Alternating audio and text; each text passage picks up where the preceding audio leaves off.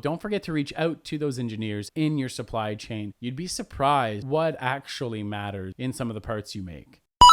Whether you're on a mill, on a lathe, or on a combination of one of the two, you do a lot of drilling and material removal with that process in manufacturing. Indexable drills have been a solution for a while, but they've had their shortfalls. And this newest solution from Sandvik Coromant addresses a lot of that. So let's check that out together on the Sandvik site for the DS20 drills. I'm going to throw the link down below. I want to point out a couple things before we check out a cutting video. Right when you load, you're going to notice you've got overview, how to use, which is always great when it's a simple find, success stories, which always nice to see successful implementations before you invest in a new technology, as well as the assortment, which is going to show you all the different sizes and lengths that are available to you to order or to download the solid models and throw it into your CAD/CAM solution to verify it'll work for your operation. Through coolant, that's been around for a while, nothing new there, but you will notice right where it exits is right ahead of that cutting edge, and it gets perfect coverage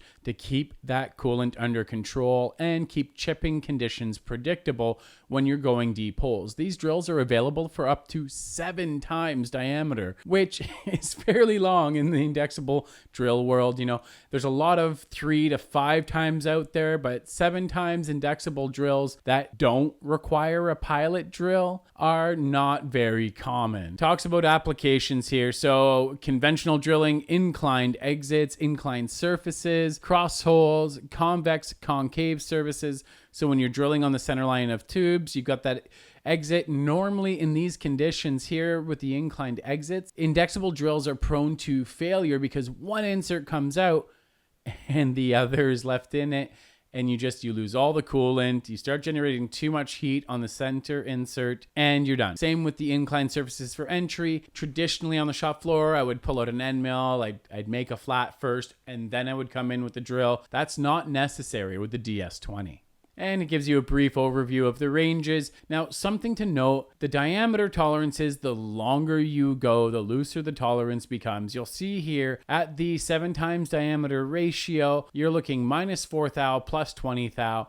So this isn't a solution for those high tolerance holes, but it is a great solution when you need to have high penetration rate on bolt holes, through holes, and other holes with open tolerances. And if you're not sure it can be used for your parts, don't forget, you can ask the engineers. They are always up to help reduce the cost of manufacturing when it means it gets to market faster and cheaper. They're all for it. So don't forget to reach out to those engineers in your supply chain. You'd be surprised what actually matters in some of the parts you make. At least I know I've been surprised. This is the video here I want to check out. This drill is in a company in Mexico that were looking for a solution for the through holes in these giant rings they're doing, and positional accuracy is bang on with these drills, even though you have a bit of a variation in the diameter size. So when you have a critical alignment or location of these holes, like rings like this that have a lot of through holes to mount them in an assembly, this is the perfect solution. Now, turns off the coolant. Look at those chips. Those are some giant rings. Oh, here we go. It's cutting. It's cutting. Have a look at that. Seriously.